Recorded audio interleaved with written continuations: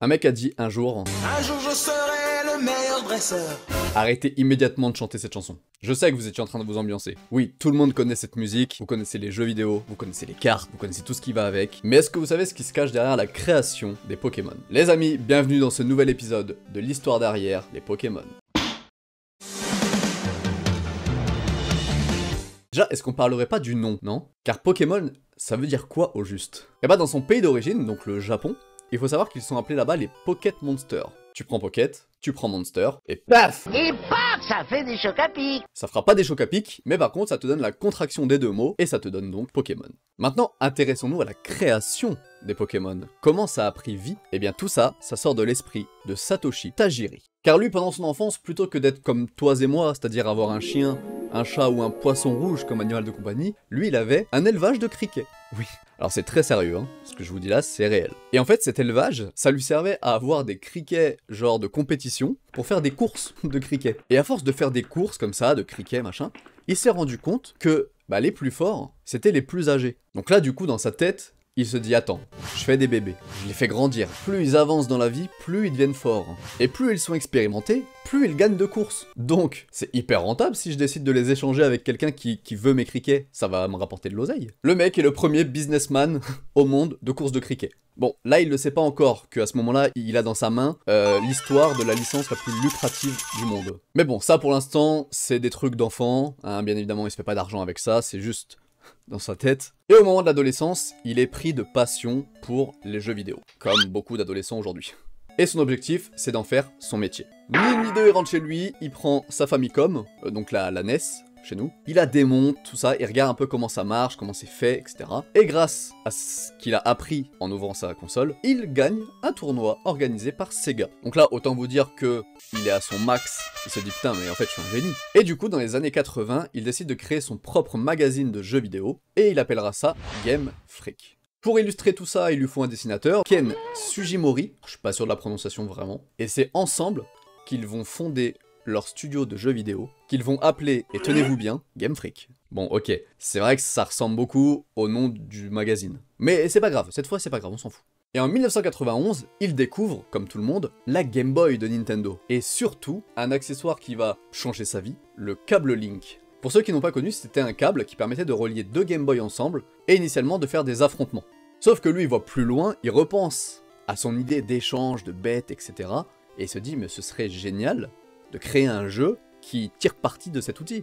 Donc là, qu'est-ce qu'il fait notre petit Satoshi? Il part de Game Freak et il rejoint Nintendo. Il travaille un petit peu pour eux, ça se passe bien, et là, il va devenir super pote avec un petit gars de la boîte, Shigeru Miyamoto. Vous le connaissez, il a créé 2-3 persos comme ça vite fait, genre Mario, genre Zelda. Mais lui, pendant ce temps, il pense qu'à un truc en étant chez Nintendo, c'est mon jeu de monstre, mon jeu de monstre, mon jeu de monstre. Du coup, il commence à faire ses premiers croquis, machin, pour essayer de trouver ses monstres, et vous ne devinerez jamais qui était le premier Pokémon qu'il a créé. Là, vous devez vous dire, eh si, c'est facile, c'est Pikachu, ou alors c'est Dracofeu. Non, rien à voir. Le tout premier Pokémon qu'il créa, c'est Rhinophéros. Et c'est pour ça que si vous regardez dans le tout premier jeu sorti sur la Game Boy, vous verrez à plusieurs reprises des statues représentant des Rhinophéros. C'est un petit, voilà, un petit easter egg, je vous le donne, c'est cadeau. Et il fera la même chose avec les deux prochains qu'il créera, puisque il se servira de ces deux Pokémon pour créer la scène d'ouverture de combat que l'on voit au tout début du lancement de la cartouche. On y voit donc un Nidorino et un Ectoplasma se battre. Donc là maintenant qu'il est lancé, il se dit ok, il faut que je démarche, et il va voir donc Nintendo pour qui il a travaillé, et il leur présente son projet de monstres à capturer, à échanger, etc. À ce moment-là, dans sa tête, il a peu de chances de convaincre. Mais étrangement, Nintendo, ils disent ok, vas-y. Alors qu'ils ont absolument mais rien compris à son histoire de monstres qu'il faut capturer, etc. Ils disent ok sans être vraiment convaincus du truc. Mais, je vous rappelle qu'au même moment, il est pote avec le mec qui a créé Mario Zelda qui fait les beaux jours chez Nintendo. Et quand lui, il a débarqué en disant écoutez, c'est mon pote, on va faire le jeu de monstre qu'il veut, je peux vous dire que on va faire le jeu de monstre qu'il veut.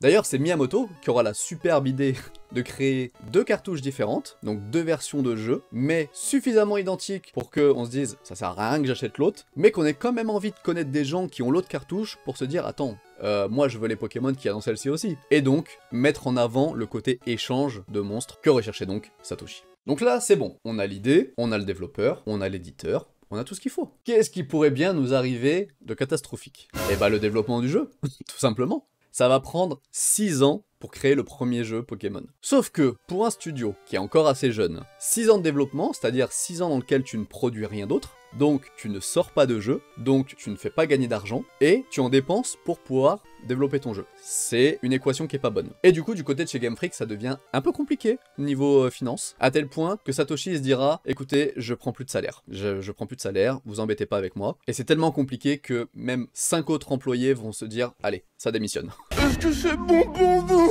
Mais ils arrivent au bout d'un moment quand même à finir de développer ce jeu, et pourront enfin sortir leur jeu Pokémon rouge et vert. Enfin, ça c'est au Japon. Chez nous c'était rouge et bleu. Sauf qu'à la toute fin du développement, il y a une petite subtilité. T'es censé enlever tous les trucs de code, etc. qui servent à rien, qui ont servi pour le développement, et à ce moment-là, du coup, ça libère de la place dans la mémoire de la cartouche. Et là, il y a un développeur qui se dit, si je rajoutais un petit Pokémon secret comme ça en plus. Donc le gars, il a créé un Pokémon, il l'a rajouté dans le jeu, mais genre, juste il est là. Chut, il sera introuvable. Il fera même pas partie de la liste qu'on donnera officiellement aux gens, voilà, il y aura 150 Pokémon. Et là, c'est le lancement du jeu. Sauf que le lancement, il est pas ouf non plus.